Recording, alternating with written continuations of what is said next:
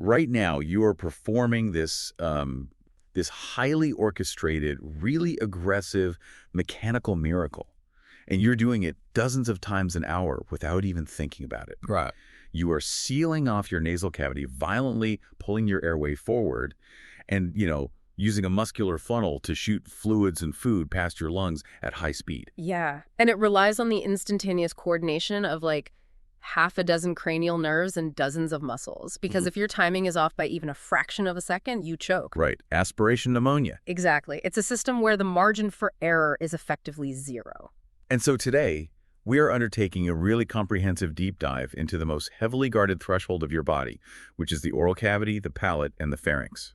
We're using the textbook of head and neck anatomy by Hyatt and Gartner as our structural spine for this. Right, because this region, it is the ultimate crossroads of human anatomy. We're looking at a space where structure doesn't just dictate function, it dictates absolute survival. You can't separate the architecture of these tissues from the evolutionary demands placed on them.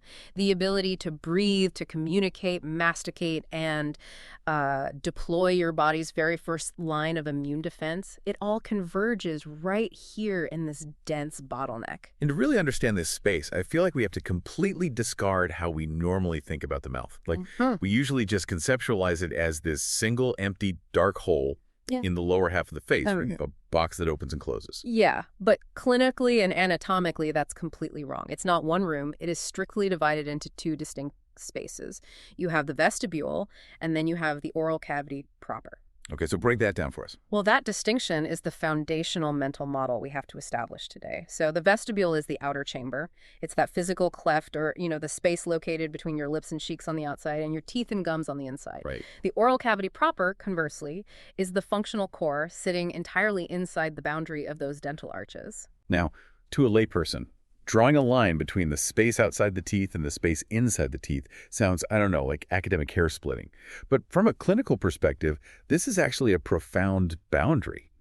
Like, if you have a severe infection or if you're a dental surgeon doing local anesthesia, why does this subtle division matter? Because that physical barrier, the teeth and the gingiva, it creates two entirely different anatomical compartments. They have different fluid dynamics, different pressure systems, and totally different drainage routes. Oh, wow. Yeah, so when you close your jaws and clench your teeth together, you are actively severing the communication between the vestibule and the oral cavity proper.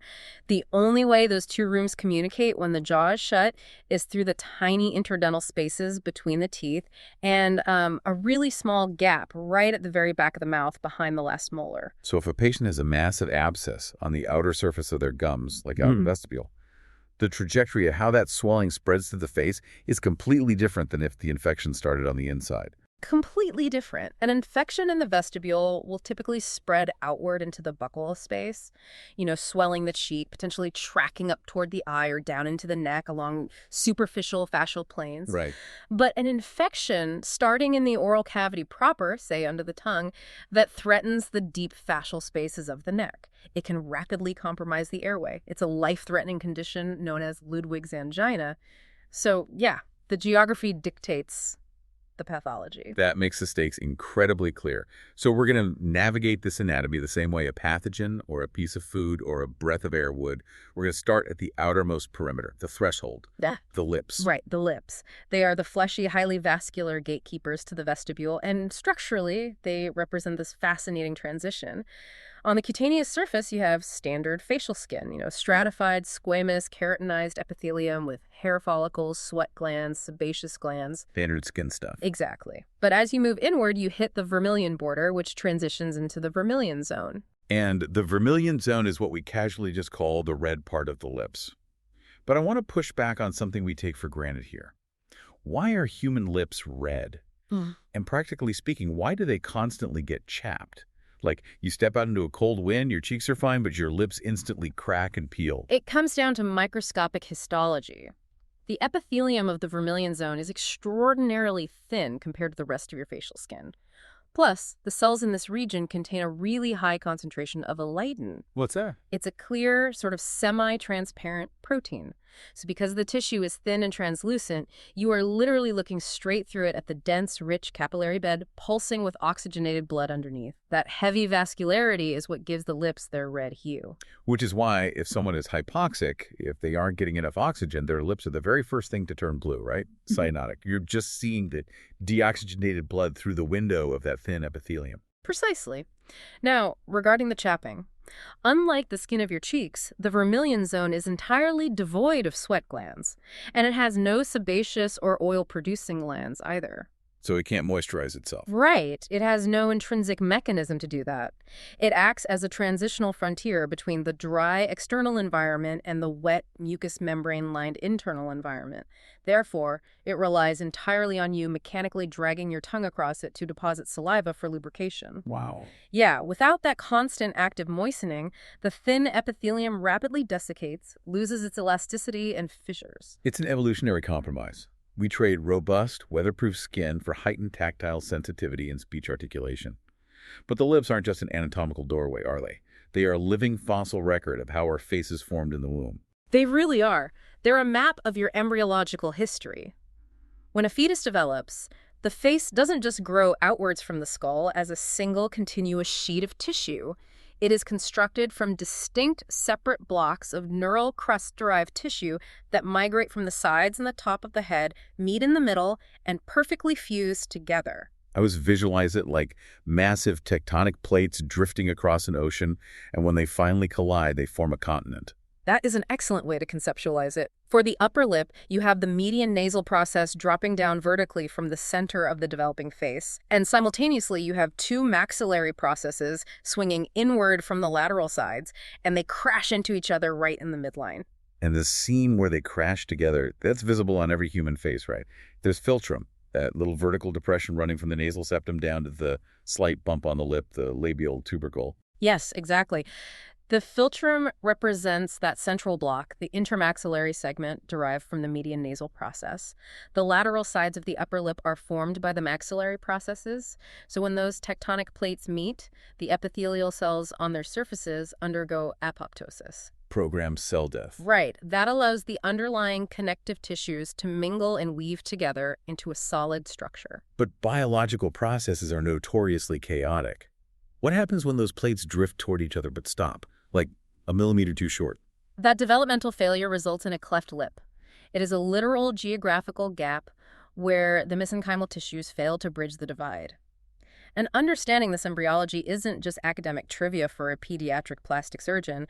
When they repair a cleft lip, they aren't just sewing a hole shut. Right, they're rebuilding it. Yeah, they're surgically recreating the interrupted embryological fusion lines to restore both the functional sphincter of the orbicularis oris muscle and the natural aesthetic boundaries of the face.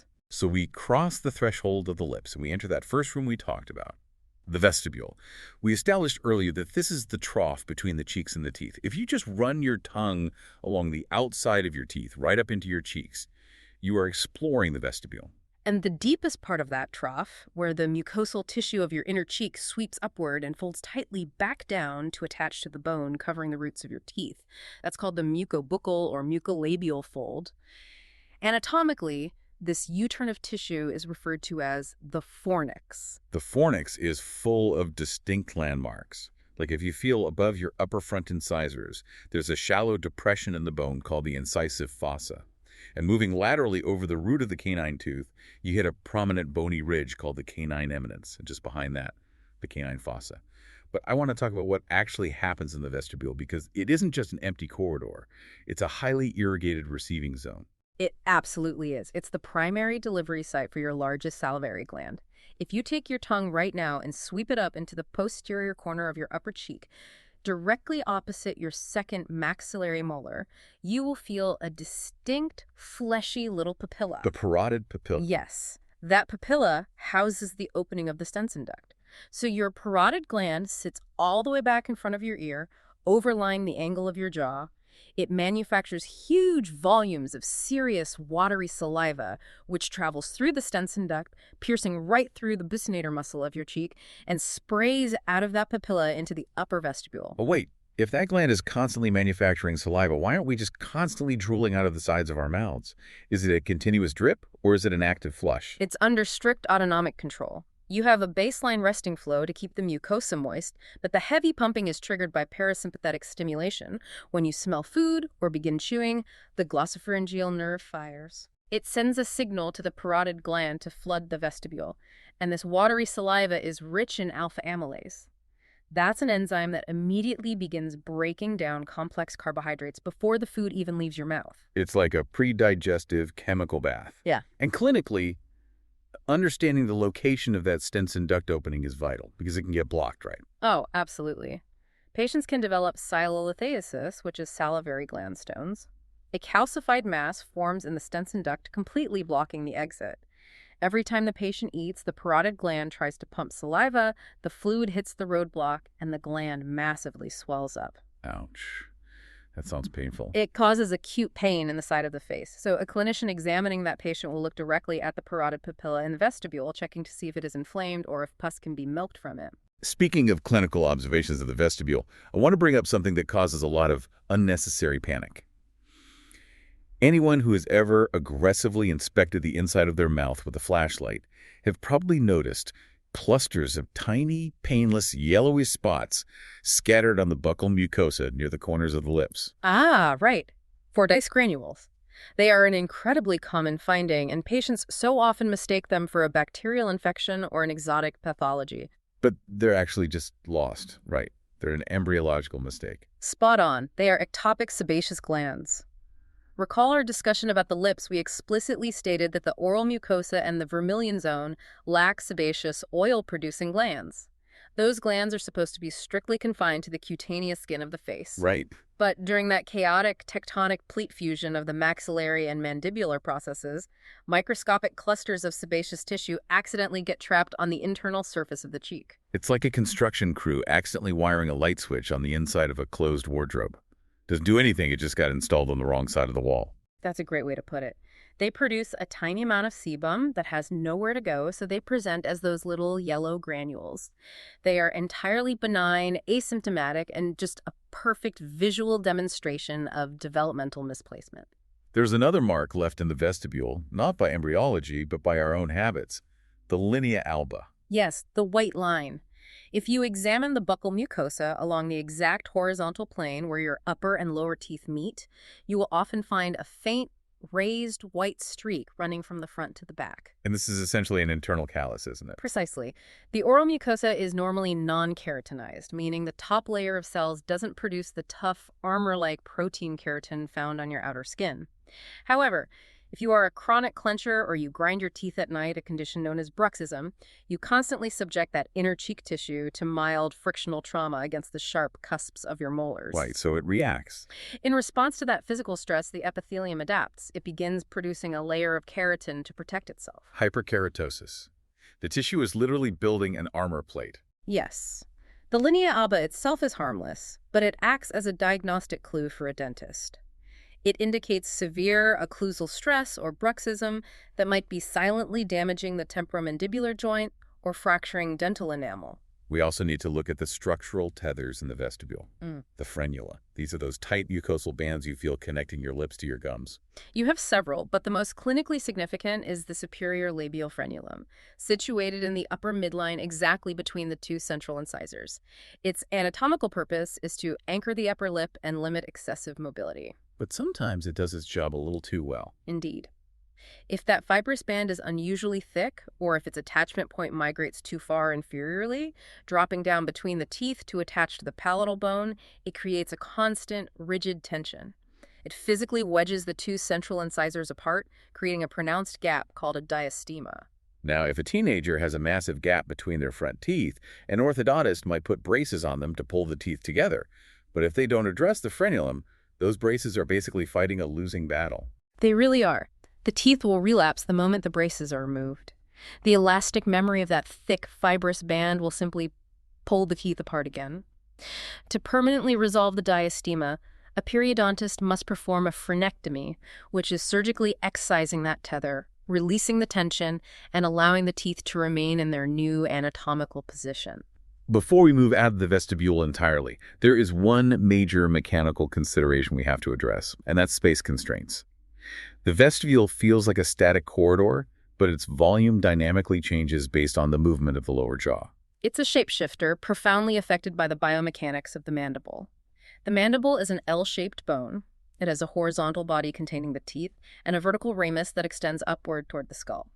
The superior end of this vertical ramus splits into two prongs. Okay. The posterior prong is the condyle, which articulates with the skull to form the jaw joint. But the anterior prong is the coronoid process, a sharp, triangular plate of bone that serves as an attachment point for the massive temporalis muscle. So if I open my mouth as wide as I can, logic dictates that I am creating maximum space inside my mouth. But that's actually a trap for clinicians, isn't it? It is a classic clinical trap.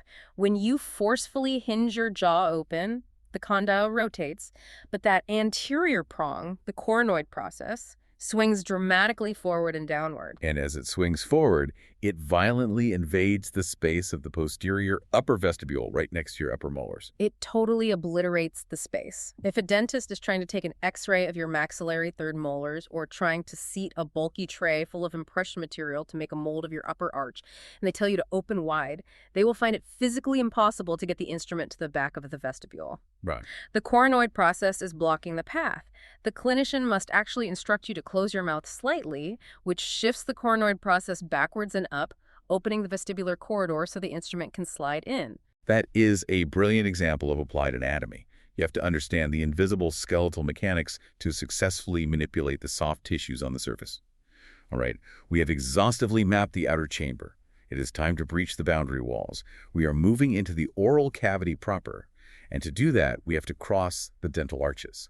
The dental arches are the heavy fortifications of the mouth. The maxillary arch on top, rooted in the fixed maxilla, and the mandibular arch on the bottom, rooted in the mobile mandible. And over a human lifespan, we develop two distinct sets of teeth. Right, the deciduous dentition and the permanent dentition. Yes. We begin with 20 deciduous, or primary teeth, 10 in each arch. These are eventually shed and replaced by the 32 permanent teeth. If we divide the permanent dentition into 4 quadrants, each quadrant contains 2 incisors designed for cutting, 1 robust canine designed for tearing and grasping, 2 premolars, and 3 multi-cusp molars engineered for the heavy crushing and grinding of mastication. The third molar being the infamous wisdom tooth, which, evolutionarily seems to be losing its place in our shrinking modern jaws. It often fails to erupt due to lack of space. Now, the obvious function of teeth is occlusion, locking together to chew food and maintain the vertical dimension of the face. But I don't want to just list the types of teeth. I want to delve into how these monolithic, rock-hard structures are actually built. Odontogenesis. Odontogenesis, the cellular development of a tooth, is, without exaggeration, one of the most intricately choreographed, aggressively complex embryological processes in vertebrate biology. I have always conceptualized tooth development as this bizarre microscopic ballet between two completely alien types of tissue. They migrate toward each other, they lock into a highly synchronized dance to build a monument between them, and then they retreat in opposite directions, leaving behind a solid structure. That analogy perfectly captures the mechanism. The 2 alien tissues you mention are the primitive oral epithelium, derived from embryonic ectoderm, and the underlying ectomesenchyme. And the ectomesenchyme is particularly special because it is derived from neural crest cells. And neural crest cells have a wild evolutionary story. They actually originate way back on the dorsal surface of the embryo, near what will become the spinal cord, and they undergo this massive migration, traveling all the way through the developing embryo to settle in the facial region. They are highly migratory, multipotent cells. Once they settle into the jaw region, they wait for signals from the overlying oral epithelium. The timeline of this interaction occurs in 3 distinct morphological stages: the bud, the cap, and the bell stages. Let's walk through that sequence. It starts early, around the 6th week of fetal development, right? Yes. The primitive oral epithelium begins to proliferate and thicken, forming a horseshoe-shaped band along the future jaws called the dental lamina. At very specific, genetically predetermined points along this band, the epithelial cells multiply rapidly and dive downwards into the underlying neural crest ectomesenchyme. So they form distinct structures. Yeah, they form 10 distinct rounded structures on each arch. This is the bud stage. They are essentially microscopic seeds planted in the jawbone. Precisely. Now, the presence of this epithelial bud triggers a reaction. The underlying neural crest cells rush toward the bud and condense tightly beneath it. In response to this dense crowding of ectomesenchyme, the bottom surface of the epithelial bud caves inward. It changes shape, transforming from a round bud into a structure resembling a cap sitting snugly over a ball of cells. This is the cap stage. And the cap itself is called the enamel organ, I believe. Correct. The enamel organ is an epithelial structure that will eventually manufacture the hard outer shell of the tooth. The condensed ball of neural crest cells sitting underneath it is called the dental papilla, which will ultimately form the internal dentin and the living vascular pulp of the tooth. But the real morphological magic, where the tooth actually figures out what it's supposed to be, happens in the next phase, the Bell stage. The Bell stage represents the phase of morphodifferentiation. The enamel organ continues to grow, its margins deepening until it takes on the distinct shape of a bell. But the critical event here is the architectural blueprinting of the tooth. How does the developing tissue know whether to form a sharp, single-pointed canine or a wide, flat molar with 4 distinct cusps? For decades, embryologists couldn't figure out where the blueprint was hidden, but there was a literal command center inside the enamel organ. Right, the enamel knot, sometimes referred to as the ANAHN knot. This is a transient, tightly packed cluster of non-dividing epithelial cells located at the very center of the inner enamel epithelium. It acts as the master signaling center. How does it communicate? It secretes a cascade of morphogens, chemical signals that dictate the precise folding of the surrounding epithelial sheet, mapping out exactly where the peaks of the cusps will be and where the deep fissures between them will lie. So the enamel knot is the architect drawing the blueprints. But now we need the builders, the physical construction of the tooth. This brings us back to that ballet analogy, the apposition stage. Apposition means the placing of layers of material side by side. Inside the bell, the cells of the dental papilla, those neural crest cells, line up directly facing the cells of the inner enamel epithelium. They're separated by nothing but a microscopically thin basement membrane. They're standing face to face, waiting for the signal. The cells of the dental papilla differentiate first, elongating to become odontoblasts. Their singular mission is to create dentin. Simultaneously, the epithelial cells facing them differentiate into ameloblasts, whose mission is to create enamel. And the odontoblasts fire the first shot. They do. The odontoblasts secrete a rich organic matrix of collagen and proteins against the basement membrane, which rapidly mineralizes into a layer called mantle dentin. The very instant that mantle dentin is laid down, it sends a reciprocal chemical signal across the membrane, triggering the ameloblasts to fire back.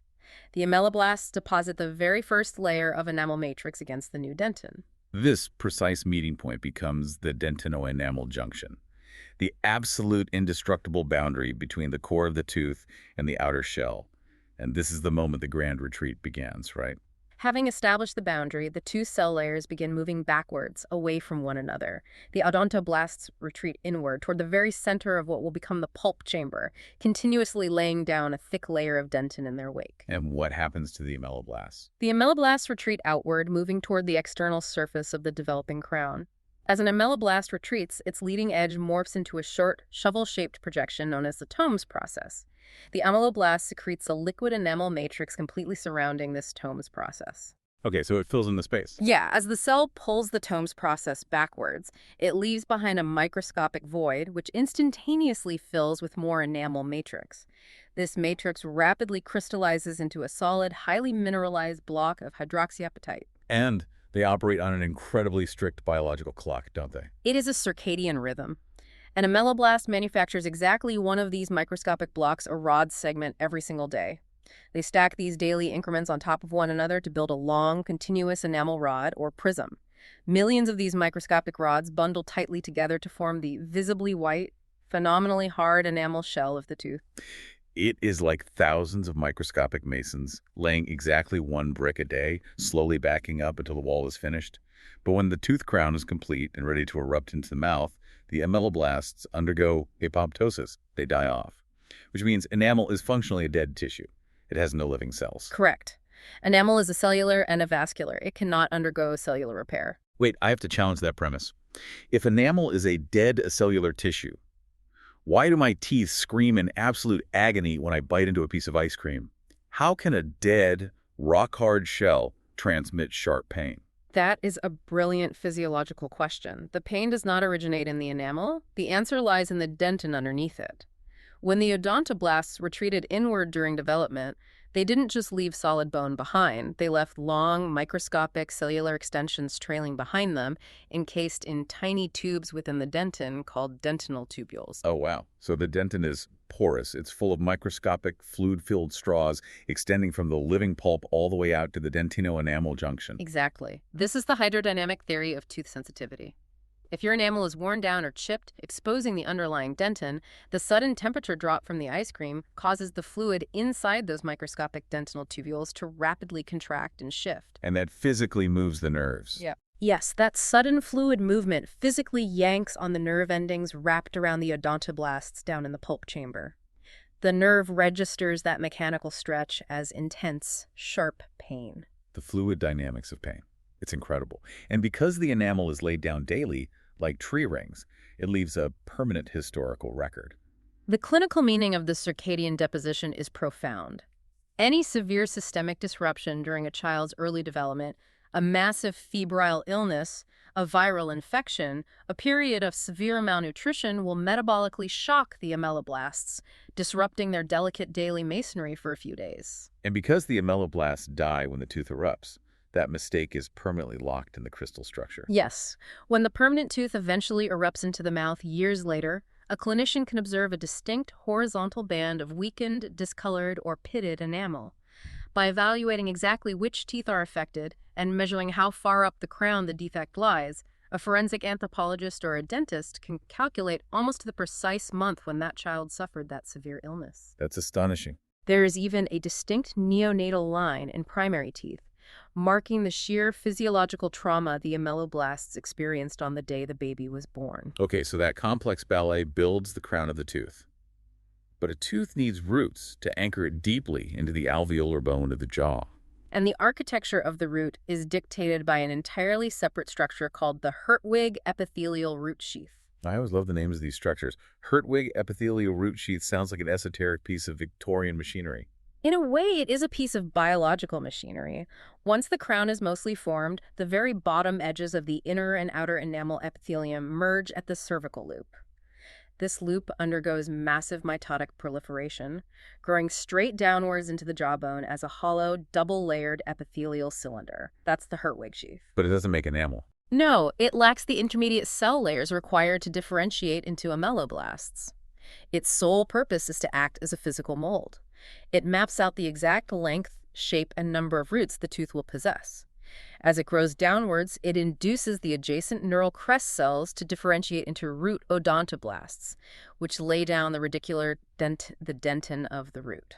And once the root is mapped out and the dentin is formed, the Hertwig sheath's job is done. But it doesn't just neatly disappear. No, it undergoes fragmentation. The solid cylinder of the Hertwig sheath breaks apart, disintegrating into a scattered, fenestrated network of epithelial cords. But it leaves ghosts behind in the tissue. It does. The remnants of that shattered sheath remain permanently trapped in the periodontal ligament surrounding the root for the entirety of your life. We call these dormant clusters the cell rests of molasses. Usually they remain entirely inert. But they can wake up. If the tooth becomes heavily infected or suffers severe mechanical trauma decades later, the inflammatory cytokines can suddenly stimulate these dormant embryonic epithelial cells to proliferate. They will multiply and eventually cavitate to form a fluid-filled radicular cyst, rapidly expanding inside the jawbone. It is genuinely stunning to realize that an embryological process that finished when you were a toddler leaves behind microscopic booby traps that can trigger a bone cyst when you are 60 years old. There is no escaping your developmental history. Now, once that Hertwig sheath shatters, it leaves the fresh, newly formed root dentin exposed to the surrounding jawbone. Which is a necessary step, because now cells from the surrounding dental follicle rush inward, migrating through the gaps left by the shattered sheath. They contact the root dentin and differentiate into cementoblasts. And they lay down cementum. Yes, cementum is a specialized vascular bone-like substance that rapidly coats the entire root surface. Its primary function is to act as an anchor point. It embeds the ends of the collagenous Sharpie's fibers, which form the periodontal ligament. This ligament rigidly, yet flexibly, suspends the tooth within the bony socket. It acts as a microscopic shock absorber against the massive forces of chewing. All right, we have built the boundary walls. The teeth are locked in place. We can now officially cross into Section 3, the functional core, We are finally inside the oral cavity proper. The oral cavity proper is the true working chamber of the mouth. Geographically, it is bounded superiorly by the palate, forming the roof. It is bounded inferiorly by the muscular bulk of the tongue and the floor of the mouth, and it is bounded posteriorly by a distinct anatomical aperture called the oropharyngeal isthmus, or the fosses. Let's focus our attention on the roof first. The palate, I call it the divider of worlds. It is a profound evolutionary advancement. The palate's overarching function is absolute anatomical separation. It forms a watertight, airtight barrier between the oral cavity below and the nasal cavity above. Which changes everything for us. Right. This development is what allows mammals to breathe continuously while we spend extended periods chewing our food. Reptiles, generally lacking a complete secondary palate, must swallow their prey whole or hold their breath while manipulating food. We don't have to choose between oxygen and mastication. Structurally, the palate is a tale of two very different tissues. Yes. The anterior two-thirds is the hard palate. It is a rigid, bony shelf formed by the palatine processes of the maxilla and the horizontal plates of the palatine bones. The posterior one-third is the soft palate. So no bone there at all. Exactly. The soft palate contains no bone whatsoever. It is purely a thick, mobile, fibromuscular flap that ends in the uvula hanging down in the back of your throat. If you run your tongue right behind your upper front teeth, you can feel a distinct texture on the hard palate. You are feeling the palatine rugae. These are firm, transverse mucosal ridges. In humans, they're relatively vestigial, though they do assist slightly in gripping food against the tongue and producing certain phonetic sounds. However, if you look at a carnivore, like a dog or a feline, their palatine rugae are highly pronounced, heavily keratinized, and absolutely essential for aggressively holding and manipulating struggling prey. Right in front of those rugae, nestled immediately behind the two central incisors, there's a small, oval-shaped, fleshy bump. That is the incisive papilla. It serves as an important clinical landmark because it directly covers the incisive canal, the bony tunnel that transmits the nasopalatine nerves and the sphenopalatine blood vessels out of the maxilla to supply the anterior portion of the palatal mucosa. If a dentist needs to perform a procedure on your front upper gums, they must aim their needle directly adjacent to that papilla for a nasopalatine nerve block. And speaking of injections on the hard palate, this brings up a crucial piece of clinical anatomy. The tissue covering the hard palate is not like the soft, stretchy mucosa on the inside of your cheek. It is a highly specialized tissue called mucoperiosteum. This is a vital distinction. In most areas of the oral cavity, there is a layer of loose submucosal connective tissue that allows the mucous membrane to slide and stretch over the underlying muscle or bone. But on the hard palate, there is no submucosa. None at all. Right.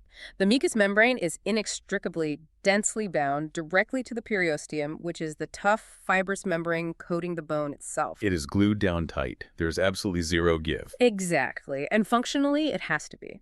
When you forcefully crush a hard piece of food, like a nut or crusty bread, against the roof of your mouth with your tongue, the sheer forces are immense. If that tissue were loose, it would literally rip off the bone. The dense mucoperiosteum prevents that.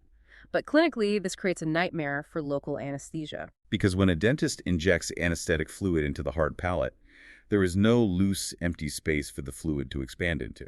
The fluid has nowhere to go. If a clinician pushes the plunger of the syringe too rapidly, the sudden hydraulic pressure of the anesthetic fluid forcefully, physically tears the dense collagenous bundles of the mucoperiosteum away from the bone. It is an excruciatingly painful experience for the patient. This sounds awful. Therefore, palatal injections must be delivered agonizingly slowly, drop by microscopic drop, allowing the dense tissue time to slowly stretch and accommodate the volume of the fluid. That biomechanical explanation explains so much about the anxiety of sitting in the dental chair. Now, what about structural anomalies of the bony roof? I'm thinking specifically of palatine tori. A palatine torus is a fascinating and very common anatomical variation. It presents as a benign, dense, bony outgrowth and exostosis that forms directly down the midline of the hard palate. It occurs along the sagittal suture line where the two palatine shells originally fused during embryonic development. I always describe it to people like an anatomical stalactite growing on the roof of the mouth. Some people have tiny, barely noticeable ridges. Others have massive, multilobulated bony boulders up there. And the vast majority of people who have a torus are completely unaware of its existence. It is totally asymptomatic. It only becomes a severe clinical obstacle when a patient loses their maxillary teeth and requires a full upper denture. Because it messes up the fit. A maxillary denture relies entirely on creating a tight vacuum seal against the smooth, U-shaped roof of the mouth. A massive bony stalactite completely ruins that seal, causing the rigid denture to rock back and forth on the bony fulcrum. In those specific prosthetic cases, an oral maxillofacial surgeon must actually chisel or drill the torus away to restore a flat palatal vault. And we cannot discuss the palate without addressing cleft palate. We discussed cleft lip earlier, but cleft palate represents a developmental failure much deeper in the face. Yes. During early fetal development, the palate begins as two large vertical flaps of tissue called the lateral palatine processes, hanging down on either side of the developing tongue. As the mandible grows and the tongue eventually drops down into the floor of the mouth, these two lateral shelves must rapidly swing upward from a vertical position to a horizontal position. They act like little drawbridges. Right. They then grow toward each other and fuse tightly in the midline, zipping shut from front to back to form the intact palate. And if that highly orchestrated movement is delayed, or the tissue fails to fuse, you are left with a cleft palate. It is a literal open chasm connecting the oral and nasal cavities, which catastrophically impacts an infant's survival. A baby with a cleft palate cannot create negative pressure in their mouth, meaning they cannot create the suction required to nurse or take a bottle. Later in life, it severely degrades speech resonance, allowing air to escape through the nose.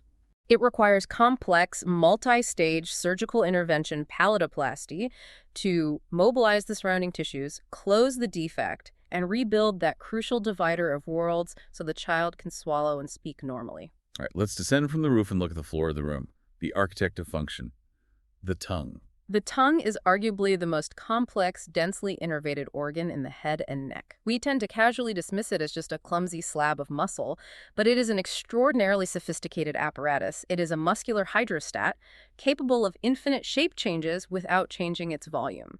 It is responsible for highly articulated movement, refined tactile sensation, the perception of taste, and it even houses a major component of your immune system. My first major question about the tongue is geographical. Yeah. You stick your tongue out and look at it closely, it seems to be violently split into two totally different landscapes. The front two-thirds looks and acts completely differently than the back third. Why the sudden shift? Because embryologically, functionally, and neurologically, there are two entirely different structures that just happen to be welded together during fetal development. The tongue is formally divided into the anterior two-thirds, which we call the body, residing in the oral cavity, and the posterior one-third, the root or base, which actually resides back in the oropharynx. And the border between those two countries is unmistakably clear.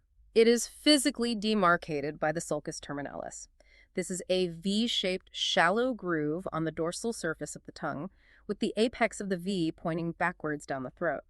This V marks a profound embryological collision. How so? The anterior two-thirds develops primarily from the first pharyngeal arch. Because of this origin, it receives its general sensation, touch, pain, temperature from the lingual branch of the trigeminal nerve. But the posterior one-third? The posterior one-third develops from the third pharyngeal arch. Consequently, it brings its own distinct wiring, receiving both its general sensation and its taste sensation from the glossopharyngeal nerve. It really is like two separate nations that merge to form a single continent, but fiercely maintain their own independent power grids and communication lines. And right at the point of that V, the very apex of the sulcus terminalis, there is a tiny, seemingly insignificant pit. The foramen cecum. We mentioned earlier that head and neck anatomy is a historical map. The foramen cecum is the ultimate proof of this concept. When the embryo is developing, the thyroid gland, the master metabolic regulator of the body, actually begins its formation right there at the base of the tongue. Right. It then embarks on a massive migration, tunneling downwards through the tissues of the neck to reach its final resting position draped over the trachea. As it descends, it leaves a long, hollow tube behind it called the thyroglossal duct, which, in normal development, completely disintegrates and disappears. Yes. The foramen cecum is simply the tiny, blind-ended dimple left behind, marking the exact geographical coordinate where your thyroid gland started its epic journey. But again, biology is messy. What if it doesn't migrate?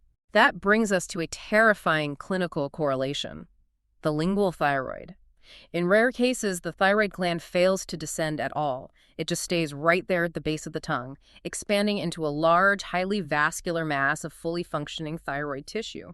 And I can see the catastrophic surgical implications of this. A doctor looks down a patient's throat, sees a massive bleeding lump at the base of the tongue, assumes it's an aggressive squamous cell carcinoma, and decides to surgically excise it. And if they don't do a radioactive iodine scan first to confirm its identity, they might successfully remove the tumor only to plunge the patient into sudden, permanent, profound hypothyroidism because they just inadvertently cut out the patient's one and only thyroid gland.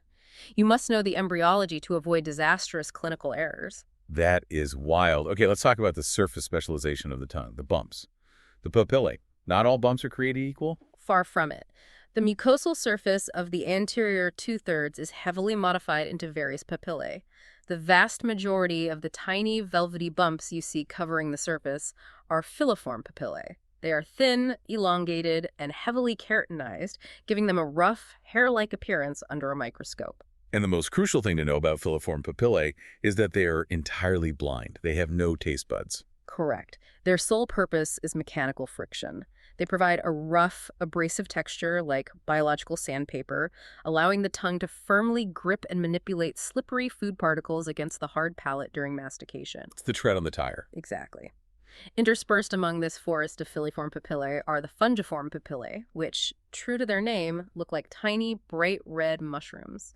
These are highly vascular and do contain taste buds on their superior surfaces.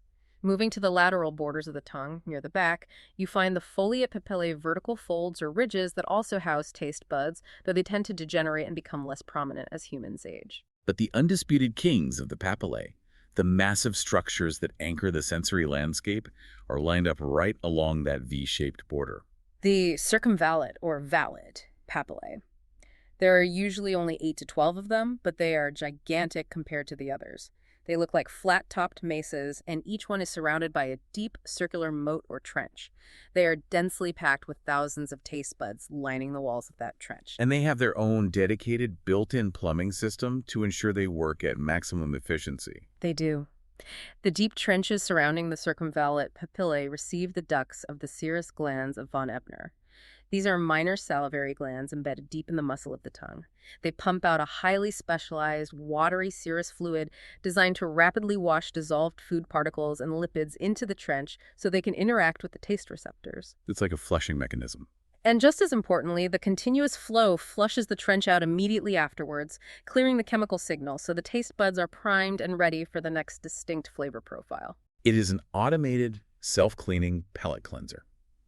Now, if we cross the V and move behind the sulcus terminalis onto the posterior one-third of the tongue, the landscape changes violently. No more papillae. No more taste buds. The posterior one-third is technically considered part of the oropharynx, not the oral cavity proper.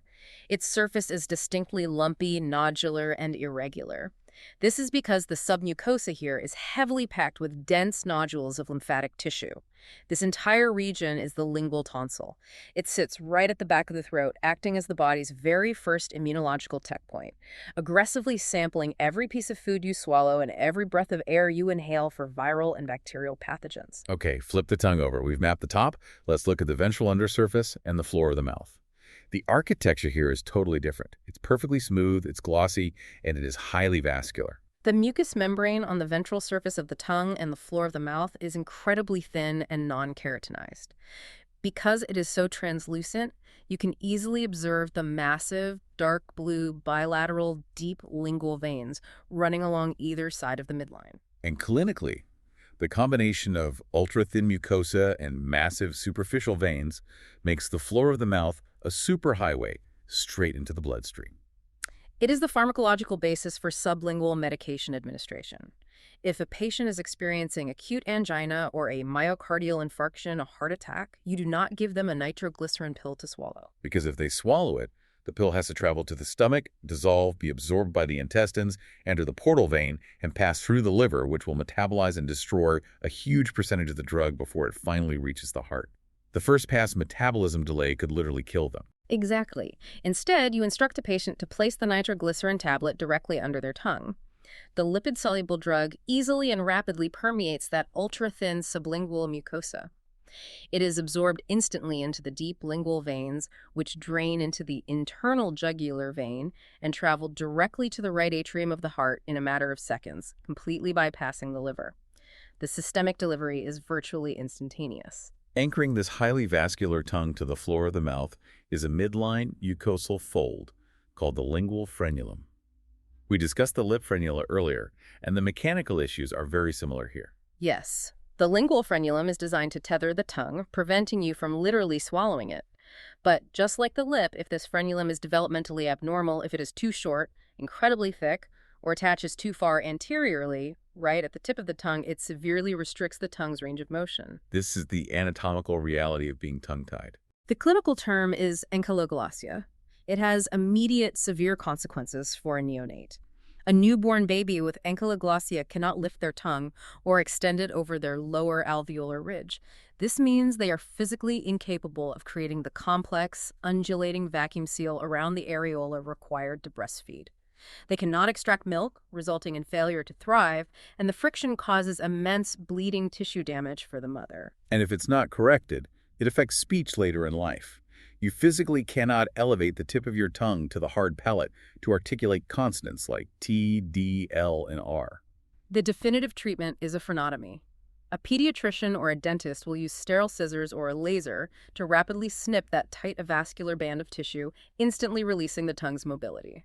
Let's examine the plumbing on the floor of the mouth, because the major salivary glands use this space as their primary drainage basin. If you lift your tongue and look at the very base of the lingual frenulum, right behind your lower central incisors, you will see two distinct fleshy little elevations on either side of the midline. These are the sublingual carunculae. They act as the main exit nostrils. They are the bilateral openings for the Wharton ducts. The Wharton ducts carry the bulk of your resting, unstimulated saliva from the submandibular glands, which are large glands tucked away down in your neck, wrapping around the posterior edge of the mylohyoid muscle. And radiating laterally outwards from those carunculae running along the floor of the mouth on either side are the sublingual folds. Those raised folds directly overlie the sublingual glands, the smallest of the major salivary glands. Unlike the parotid or submandibular glands, the sublingual glands don't rely on one massive duct. They empty their thick, mucus-heavy saliva directly onto the crest of the fold through dozens of tiny individual excretory tubes called the ducts of Rivenus. It is a highly irrigated, perfectly designed fluid delivery system. And before we leave the oral cavity proper, we should briefly mention another bony anomaly that occurs down here. Just like the palatine torus on the roof of the mouth, the floor has its own version. Yes, mandibular tori. These present as hard, lobulated, bilateral bony outgrowths growing on the lingual aspect, the inside surface of the mandible, usually directly adjacent to the premolar teeth. Like their palatal cousins, they are entirely benign, but they become an absolute nightmare for a prosthodontist trying to fit a lower denture over them. The rigid acrylic of the denture will violently rub against the thin mucosa stretched over the bony tori, causing severe ulceration. All right, we have exhaustively mapped the rooms: the vestibule, the teeth, the palate, the tongue. We now approach the exit, the final convergence. We are moving into the pharynx. The pharynx is the grand interchange of the human body.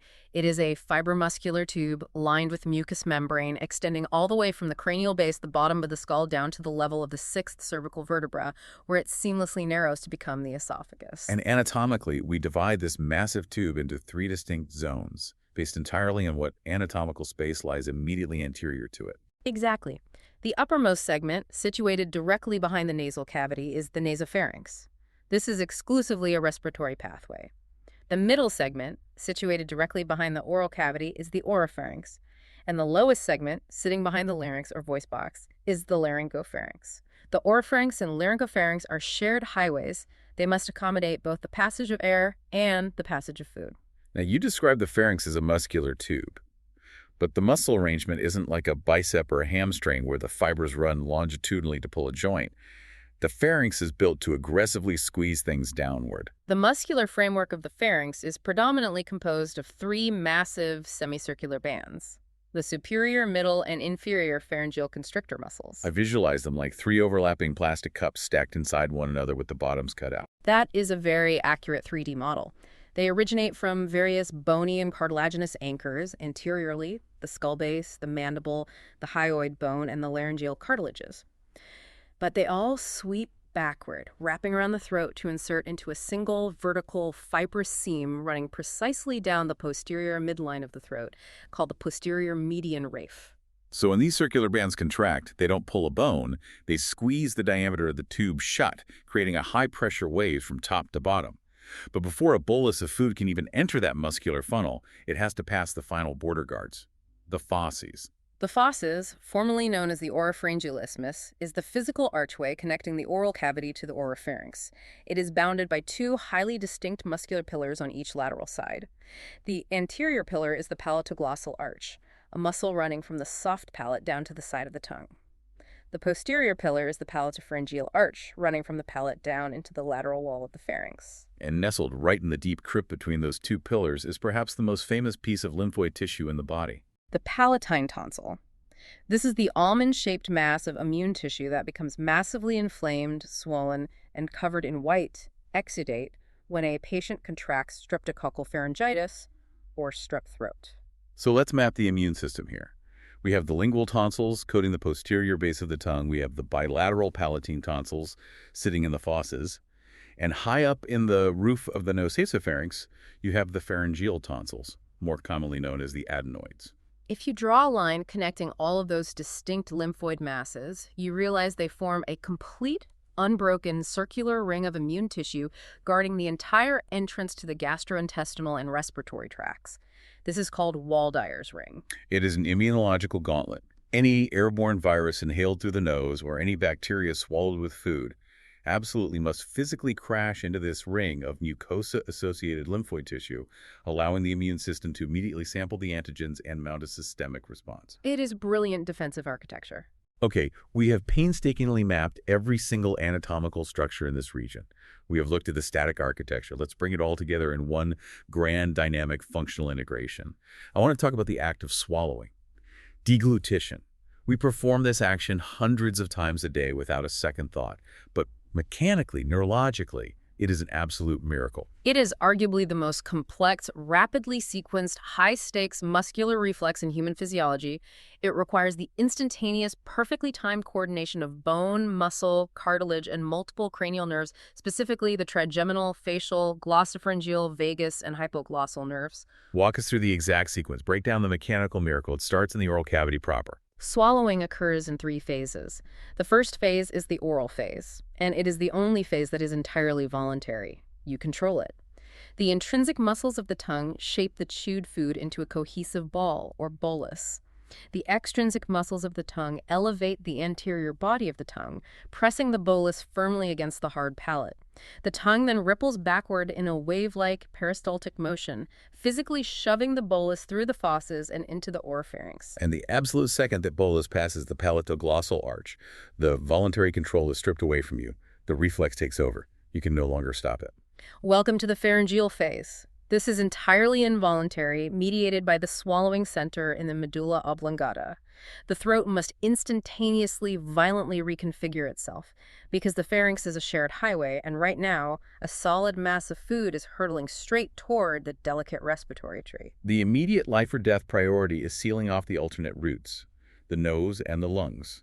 First, the nasopharynx must be blocked, so food doesn't regurgitate and shoot up into your nasal cavity. To achieve this seal, the levator veli palatini and tensor veli palatini muscles violently elevate and tense the soft palate, pulling it superiorly and posteriorly. Simultaneously, the superiormost fibers of the superior pharyngeal constrictor muscle contract, creating a distinct, bulging muscular ridge on the posterior wall of the throat known as the passivant bar. The soft palate slams tightly into the passivant bar like a heavy vault door locking shut. The nasopharynx is completely hermetically sealed. Next, the airway itself must be protected. The suprahyoid muscles in the neck rapidly pull the hyoid bone and the entire larynx, your voice box, upward and sharply forward. If you place your hand on your throat when you swallow, you can feel your Adam's apple violently bob up. And that upward movement isn't just to get the larynx out of the way, it triggers a physical trapdoor. Exactly. This rapid elevation physically forces the epiglottis, a leaf-shaped flap of elastic cartilage, to fold horizontally backward, clamping tightly over the laryngeal inlet, the opening to the windpipe. Furthermore, the true and false vocal cords inside the larynx violently adduct, slamming shut to provide a secondary watertight seal. The airway is fully sealed. The food only have one place to go. Finally, with all other exits barricaded, the superior, middle, and inferior pharyngeal constrictor muscles fire in a rapid sequential overlapping wave from top to bottom. They violently milk the bolus of food downward, propelling it rapidly through the laryngopharynx and forcing it past the upper esophageal sphincter into the esophagus, where autonomic peristalsis will eventually carry it to the stomach. And the very moment the bolus clears the pharynx, the sequence instantly reverses. The constrictors relax, the epiglottis snaps back up, the larynx drops down, the soft palate descends, and the airway opens, allowing you to take your very next breath. All of the sealing of the nose, the elevation of the larynx, the muscular wave happens in less than 2 seconds. It is the ultimate expression of our guiding principle, structure serving function. The intense precision of the anatomy is the only reason human survival is possible. Which brings us to our final thought for this deep dive. We've spent this time establishing that the oral cavity is not just an empty space for chewing or speaking. It is a living, breathing, historical map of your own embryology, shaped by the chaotic migration of neural crest cells. But I want to leave you with a thought about the future of this space. Oh, this is fascinating. Earlier, we talked about the cell rests of molasses, those dormant, ghostly remnants of the Hertwig epithelial root sheet trapped in the ligament of your teeth. For decades, we viewed them merely as pathological booby traps that cause cysts. But as regenerative medicine and stem cell research advance, researchers are looking at those exact dormant cells with a new perspective. What if they aren't just trash? What if they retain the original embryological memory of tooth formation? Scientists are currently exploring how to manipulate these remnants or artificially trigger a new enamel knot signaling cascade to induce the body to grow an entirely new third set of teeth in adult humans. The embryological ballet we discussed might not be a one-time performance. We might eventually be able to restart it on demand. It really makes you realize that this anatomy isn't just a static map of our past. It holds the biological keys to our future. It really does. And with that, I'm going to hand it over to you for our critical learning reinforcement segment. Get ready to heavily test your mental models. Thank you. Let's strictly reinforce the clinical and functional concepts we have synthesized today. I am going to present 8 single best answer, or SBA, questions. I will read the clinical scenario and the options, pause slightly for you to mentally lock in your answer, and then we will meticulously break down the correct choice and the anatomical reasoning behind it. Let's begin. Question 1. A patient presents to a dental clinic with a painful fluctuant swelling in the buccal vestibule, situated directly adjacent to the second maxillary molar. Upon palpation, purulent exudate is expressed. Which anatomical structure is most likely associated with this specific geographical location? A. Incisive papilla. B. Parotid papilla or Stenson duct. C. Sublingual caruncula or Wharton duct. D. Foramen cecum. Take a second to think about that. Right, the correct answer is B, the parotid papilla. Let's review the spatial geography. The clinical scenario explicitly places the swelling in the buccal vestibule, the space between the cheek mucosa and the upper teeth, specifically opposite the second maxillary molar. This is the precise classical anatomical landmark for the parotid papilla, which houses the opening of the Stenson duct delivering saliva from the parotid gland. An obstruction or infection here presents exactly in this location. The sublingual caruncula, C, is located on the floor of the oral cavity proper under the tongue.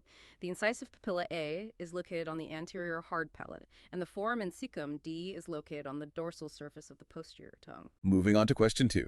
Question 2. A clinician is conducting an oral cancer screening and observes a shallow, pit-like depression located exactly in the midline of the tongue, situated just posterior to the apex of the V-shaped sulcus terminalis. Understanding embryological origins, this structure is a developmental remnant of which of the following? A. Palatine shelves. B. Hertwig epithelial root sheath. C. Thyroglossal duct. D. Intermaxillary segment. Just think about the embryology there. The correct answer is C. The thyroglossal duct. The anatomical structure described the blind pit immediately posterior to the apex of the sulcus terminalis is the foramen cecum. As we explored during the anatomical mapping, this specific point marks the embryological site where the thyroid gland originated in the primitive pharynx before descending into the anterior neck, leaving the transient thyroglossal duct in its wake. The palatine shells, A, and the intermaxillary segment, D, are embryonic structures involved in the formation of the secondary palate and upper lip, respectively. The Hertwig epithelial root sheath, B, is the epithelial cylinder that shapes the roots of developing teeth. Excellent. Question 3. Question 3.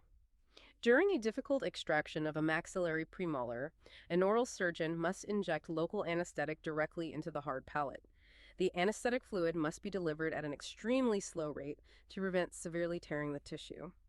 What specifically characterizes the histology of the tissue covering the hard palate that necessitates this careful technique? A. It is lined solely with a thin, highly vascular, non-keratinized epithelium over a loose submucosa. B.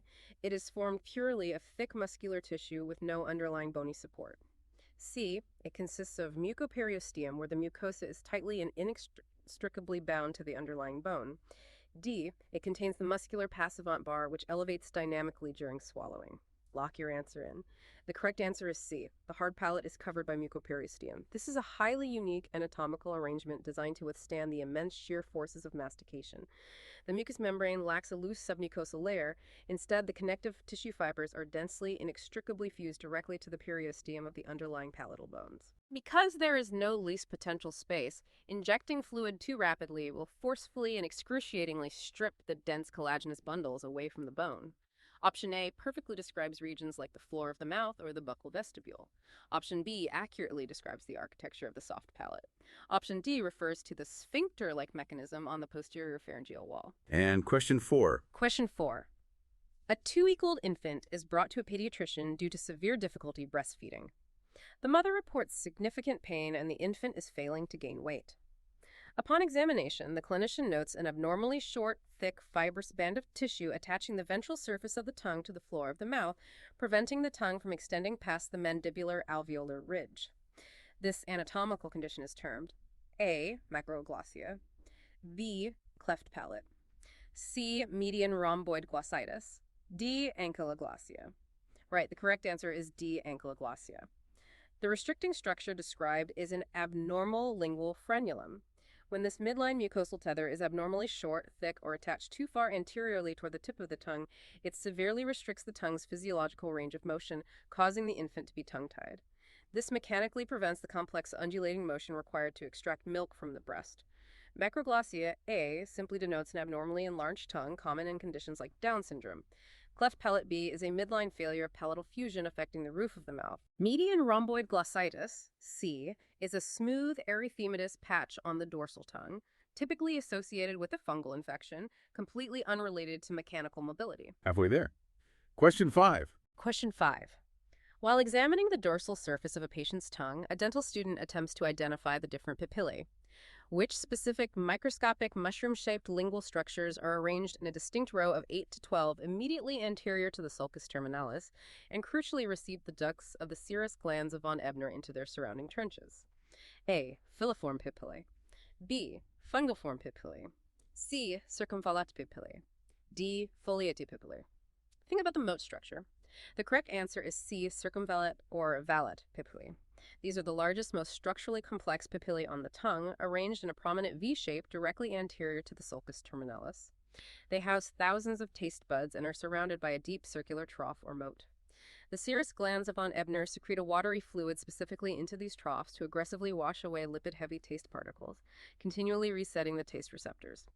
Filiform papillae A are the highly numerous, rough, non-tasting bumps providing mechanical friction.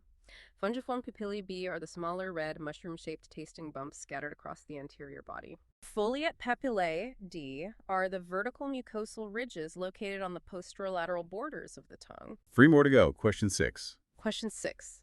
The process of odontogenesis involves complex interactions between epithelial and mesenchymal tissues. During the Bell stage, the inner and outer enamel epithelium meet at the cervical margin to form the cervical loop. What crucial anatomical structure does the cervical loop subsequently proliferate into to guide the downward development of the tooth's root? A. Enamel knot or Aron knot. B. Hertwig epithelial root sheath. C. Tome's process. D. Cell rests of molasses. Make your choice. The correct answer is B. Hertwig epithelial root sheath. Once the anatomical crown formation approaches completion, the cells of the cervical loop undergo massive mitotic activity, proliferating apically or downwards as a double-layered epithelial cylinder known as the Hertwig sheath. This transient cylinder physically maps out the number, size, and shape of the tooth's roots, inducing the adjacent neural crest cells to form radicular dentin. The enamel knot A is the signaling center that controls the crown's shape earlier during the bell stage. The tomes process C is the secretory shovel-shaped end of an ameloblast forming enamel rods. The cell rests of molasses, D, are what the Hertwig sheath becomes after it finishes its job, shatters and degrades into dormant clusters within the periodontal ligament. Question 7. Question 7. The pharyngeal phase of deglutition is an involuntary reflex requiring absolute precision. When you swallow a bolus of food, the nasopharynx must be completely sealed off to prevent the regurgitation of food and liquid into the nasal cavity. Which muscular structure aggressively elevates and tenses to meet the passivant bar on the posterior pharyngeal wall to achieve this watertight seal? A. Hard palate. B. Soft palate. C. Epiglottis. D. Palatoglossal arch. The correct answer is B. The soft palate. The hard palate A is rigid, immovable bone. During the instantaneous pharyngeal phase of deglutition, the levator and tensor veli palatini muscles violently elevate the muscular soft palate superiorly and posteriorly, acting exactly like a drawbridge. It meets the passivant bar, a raised ridge created by the simultaneous contraction of the superior pharyngeal constrictor muscle, creating an impenetrable seal between the nasopharynx and the oropharynx below. The epiglottis C folds downward and backward to protect the laryngeal inlet and trachea, not the nasal cavity. The palatoglossal arch, D, contracts earlier in the sequence to help push food backwards out of the oral cavity, but plays no role in sealing the high respiratory airway. And the final question, number 8. Question 8. When inspecting the oral cavity and oropharynx for signs of infection, a clinician observes a prominent mass of lymphoid tissue. This tissue is located in a deep mucosal pouch bounded anteriorly by the palatoglossal arch and posteriorly by the palatopharyngeal arch. What is the specific anatomical identity of this lymphoid tissue? A. Pharyngeal tonsil. B. Lingual tonsil. C. Palatine tonsil. D. Glands of Bland-Nunn. Take your time. The correct answer is C. The palatine tonsil. This question tests your ability to precisely locate structures based on their bounding muscular architecture. The palatoglossal arch, forming the anterior pillar of the fosses, and the palapharyngeal arch, forming the posterior pillar, establish the anatomical boundaries of the tonsillar crypt, or fossa. The specific lymphoid mass sitting squarely within this crypt is the palatine tonsil, a major component of Waldeyer's ring. The pharyngeal tonsil, A, or adenoid, is located much higher, embedded in the roof of the nasopharynx. The lingual tonsil, B, is distributed across the dorsal surface of the posterior base of the tongue. The glands of Bland-Nunn, D, are minor, mixed mucus and serous salivary glands located on the ventral undersurface of the anterior tongue, entirely unrelated to lymphoid tissue. That comprehensively concludes our learning reinforcement. I hope mapping these intricate embryological and anatomical structures directly to their vital life-sustaining functions has successfully brought the architecture of the oral cavity, palate, and pharynx to life for you. Here are the details of this episode. The oral cavity, palate, and pharynx, byline. Where structure meets function and function meets survival speech, swallowing, and the first threshold of life.